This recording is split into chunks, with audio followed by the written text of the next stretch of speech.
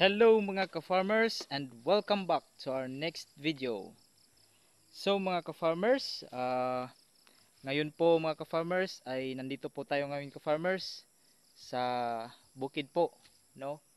So ayan po ka-farmers. So ang ginawa po natin dito ka-farmers ay pinalinisan po natin ka-farmers.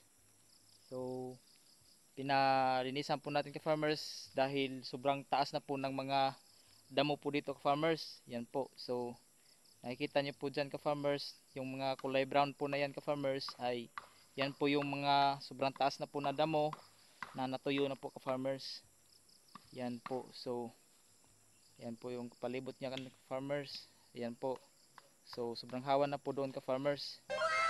So doon po sa itaas po ka-farmers is nandun po yung ating farm na babuyan po ka-farmers. So sa ngayon lang lamang po ay wala pang laman na baboy ka-farmers. So hindi pa tayo nakabili ng mga biik para ilagay po natin doon.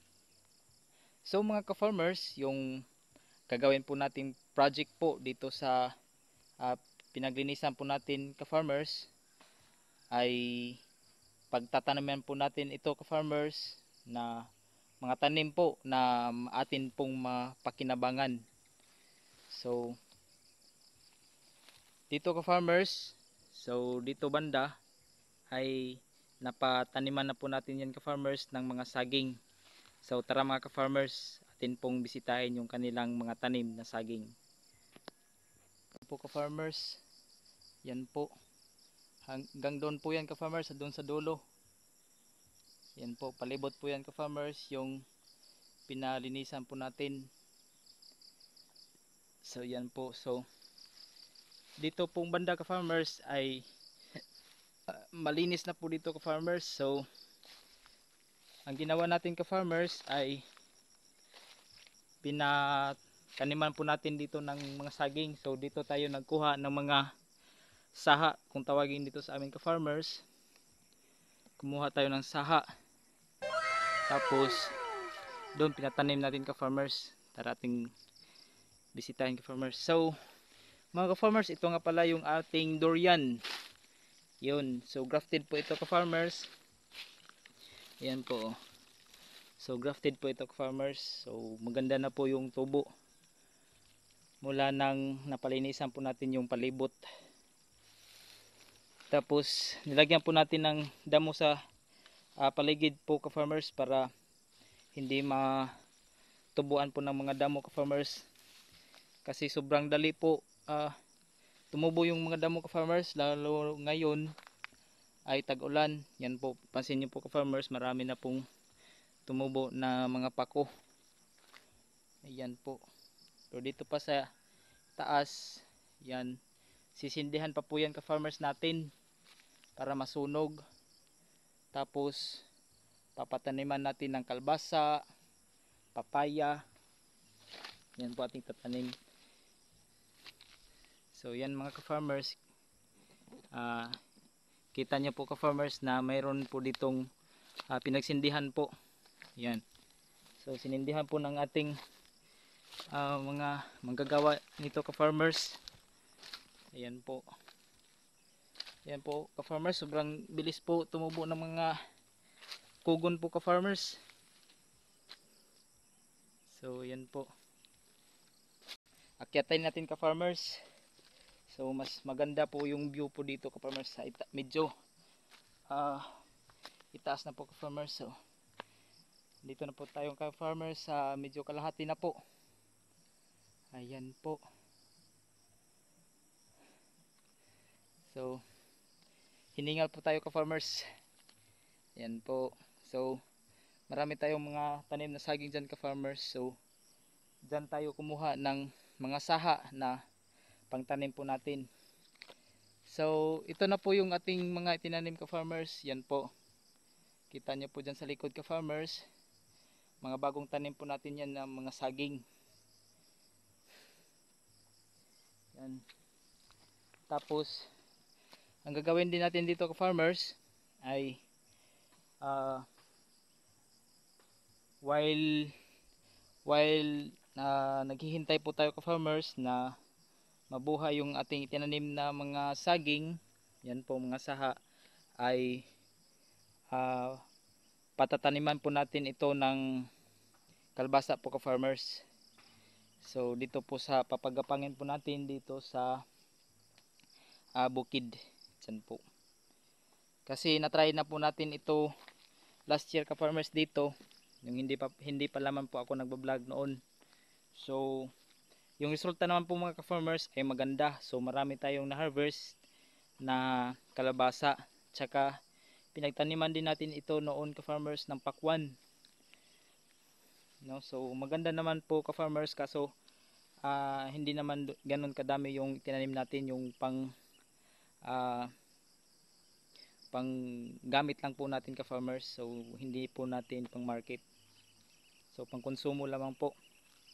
So ngayon since malapad po yung ating pinagdamuhan po dito ka-farmers, so ang gagawin natin ay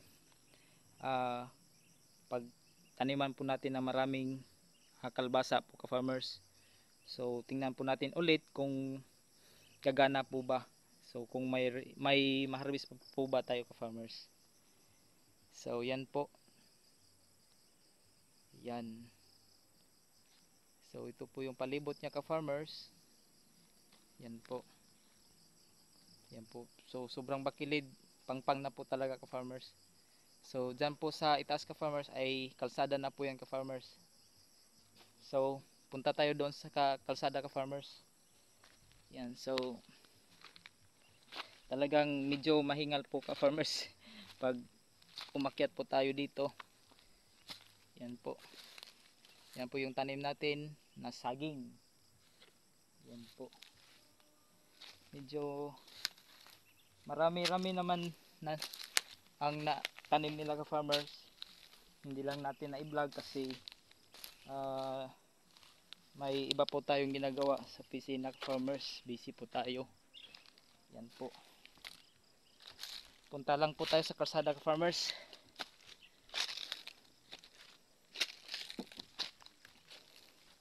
So kunting ingat lang po, baka ma-slide tayo at maligid po tayo ka-farmers. Oops, okay. So yan po. Nasa kalsada na po tayo ngayon ka-farmers. Yan po. So nasa tuktok po tayo. Ayan po ka-farmers. So dito tayo ka-farmers kasi maganda po yung view dito ka-farmers. So ito po yung baba mga ka-farmers. So ayan po, sobrang pangpang lang po talaga ka-farmers. Ayan. Ayan po. Ayan po sa baba ka-farmers. So magtatarim din po tayo dito ka-farmers ng kamuting kahoy. Ayan po, dito po sa tabi ng kalsada. Para nang sa ganon, pag lumaki po yung ating mga kamuting kahoy ka-farmers, ay pwede siyang maging bakod sa ating luti dito, para yung tanim natin din sa ubos hindi po makita ng mga dumadaan dito sa kalsada. Kasi pag nakita po nila ka-farmers na may bunga na po yung ating mga tanim na kalbasa or kaya pakwan or melon, ay baka wala na po tayong madatnan na bunga ka-farmers. Baka maunahan po tayo. Yun yung mangyayari. Kasi yun din yung nangyari dati ka-farmers nung nagtanim po tayo ng watermelon.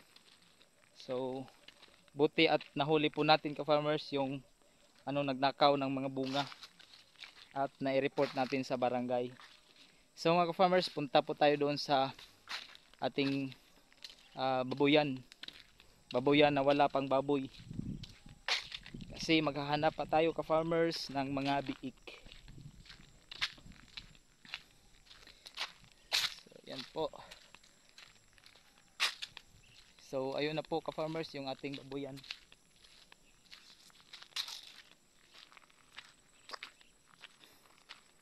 So ganito po kaganda yung view dito ka-farmers. Ayan.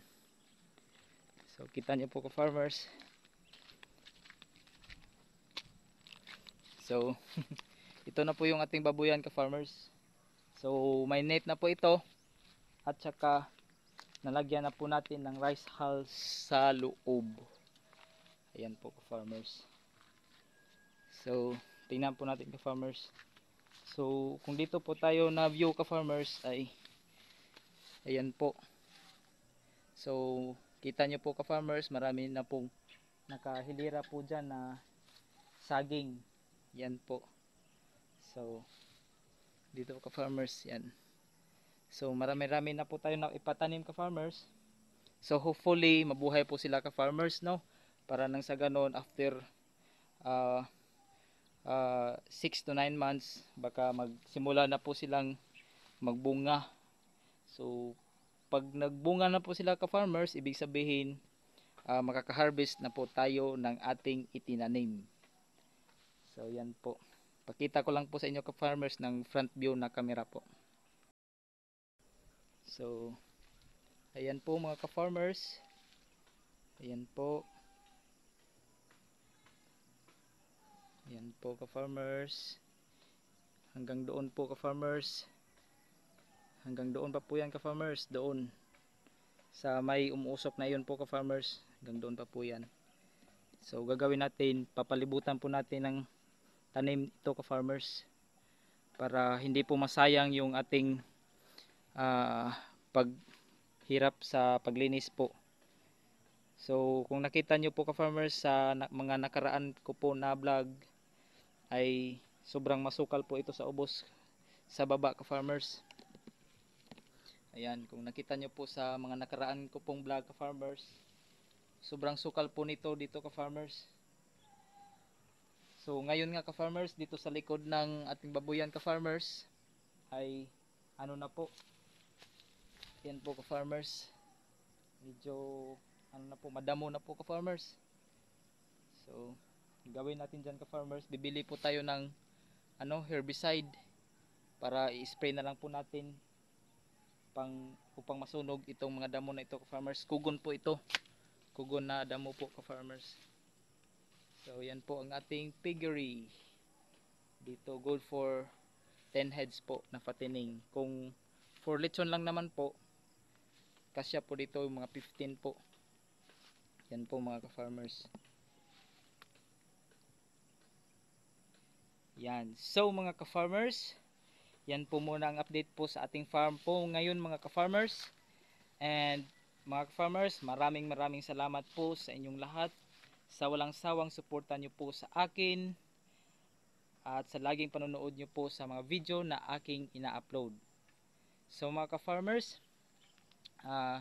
kung bago pa naman po kayo sa aking channel ay paki-subscribe and click the like po para lagi po kayong ma-update po sa aking mga video na ina-upload. So mga ka-farmers, that's all for today's video. Daghang salamat and see you in our next vlog. Daghang salamat. Bye-bye!